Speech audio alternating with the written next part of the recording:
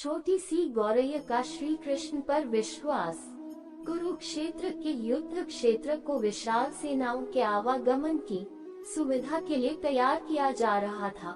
उन्होंने हाथियों का इस्तेमाल पेड़ों को उखाड़ने और जमीन साफ करने के लिए किया। ऐसे ही एक पेड़ पर एक गौरैया अपने 4 बच्चों के साथ रहती थी।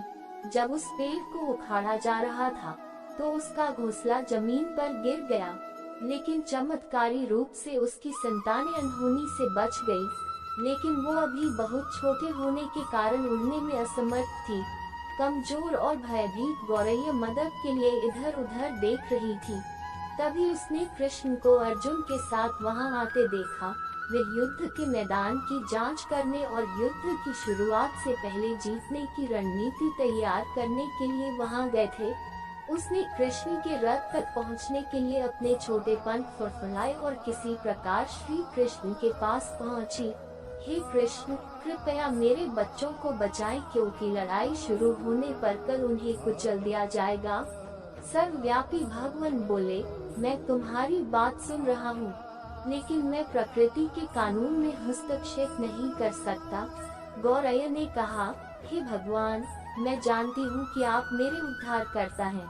मैं अपने बच्चों के भाग्य को आपके हाथों में सौंपती हूँ। अब यह आपके ऊपर है कि आप उन्हें मारते हैं या उन्हें बचाते हैं। काल चक्र पर किसी का बस नहीं है।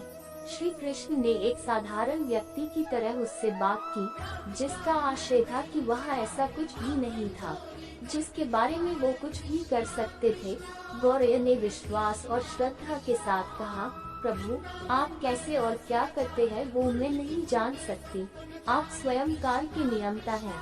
यह मुझे पता है। मैं सारी स्थिति एवं परिस्थिति एवं स्वयं को परिवार सहित आपको समर्पण करती हूँ। भगवान बोले, अपने घोंसले में 3 सप्ताह के लिए भोजन का संग्रह करो। गौरैया और श्री कृष्ण के संवाद से अनभिज्ञ अर्जुन गौरैया को दूर भगाने की कोशिश करते हैं।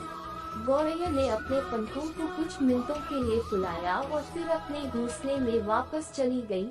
2 दिन बाद शंख के उद्घोष से युद्ध शुरू होने की घोषणा की गई।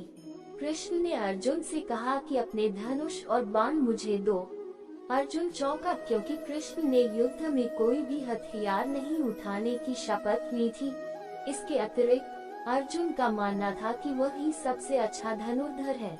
मुझे आज्ञा दे भगवान, अर्जुन ने दृढ़ विश्वास के साथ कहा। मेरे तीरों के लिए कुछ भी अभेद्य नहीं है। चुपचाप अर्जुन से धनुष लेकर कृष्ण ने एक हाथी को निशाना बनाया, लेकिन हाथी को मार के नीचे गिराने के बजाय तीर हाथी के गले की घंटी में जा टकराया और एक चिंगारी सी उड़ गई। अर्जुन ये देखकर अपनी हंसी नहीं रोक पाई कि कृष्ण एक आसान सा निशाना चूक गया। क्या मैं प्रयास करूं? उसने स्वयं को प्रस्तुत किया। उसकी प्रतिक्रिया को नजरअंदाज करते हुए कृष्ण ने उन्हें धनुष वापस दिया और कहा कि कोई और कार्रवाई आवश्यक नहीं है। लेकिन केशव, आपने हाथी को क्यों तीर मारा? अर्जुन ने पूछा। क्योंकि इस हाथी ने उस गौरैया के आश्रय उसके घोंसले को, जो कि एक पेड़ पर था, उसको गिरा दिया था। कौन सी गौरैया? अर्जुन ने पूछा। इसके अतिरिक्त हाथी तो अभी स्वस्थ और जीवित है, केवल घंटी ही टूटकर गिरी है। अर्जुन के सवालों को खारिज करते हुए कृष्ण ने उसे शंख फूंकने का निर्देश दिया। युद्ध शुरू हुआ। अगले 18 दिनों में कई जानें चली गयीं। अंत में पांडवों की जीत हुई। एक बार फिर कृष्ण अर्जुन को अपने साथ सुदूर क्षेत्र में भ्रमण करने के लिए ले गए। कई शव अभी भी वहाँ हैं जो उनके अंतिम संस्कार का इंतजार कर रहे हैं। जंग का मैदान गंभीर अंगों और सिर्फ बेजान सीढ़ियों और हाथियों से अटा पड़ा था। कृष्ण एक निश्चित स्थान पर रुके और एक घंटी जो कि हाथी पर बांधी जाती थी उसे देखकर विचार करने लगे। अर्जुन, उन्होंने कहा, क्या आप मेरे लिए ये घंटी उठाएंगे और इसे एक तरफ रख देंगे? निर्देश बिल्कुल सरल था, परंतु अर्जुन के समझ में नहीं आया। आखिरकार विशाल मैदान में जहाँ बहुत सी अन्य चीजों को साफ करने की जरूरत थी, कृष्ण से धातु के एक टुकड़े को रास्ते से हटाने के लिए क्यों कहेंगे? उसने प्रश्नवाचक दृष्टि से उनकी ओर देखा। हाँ, ये घंटी, कृष्ण ने दोहराया। ये वही घंटी है जो हाथी की गर्दन पर पड़ी थी जिस पर मैंने तीर मारा था। अर्जुन बिना किसी और सवाल के भारी घंटी उठाने के लिए नीचे झुका। जैसे ही उन्होंने इसे उठाया, उसकी हमेशा के लिए जैसे दुनिया बदल गई। 1, 2, 3, 4 और 5, 4 युवा पक्षियों और उसके बाद एक गौरैया उस घंटी के नीचे से निकले।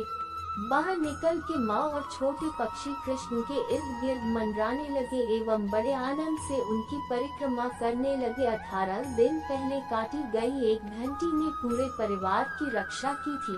मुझे क्षमा करे हे कृष्ण, अर्जुन ने कहा। आपको मानव शरीर में देखकर और सामान्य मनुष्यों की तरह व्यवहार करते हुए मैं भूल गया था कि आप वास्तव में कौन हैं। आइए हम भी तब तक इस घंटी के नीचे विश्राम करें जब तक कि हमारे लिए उठाई ना जाए। वीडियो अच्छा लगा हो तो लाइक और सब्सक्राइब करें। आपको ये स्टोरी अच्छी लगी हो तो आप हमें कमेंट करके बता सकते हैं कि आपको ये स्टोरी कैसी लगी। चैनल पर नए हैं तो चैनल को सब्सक्राइब करें।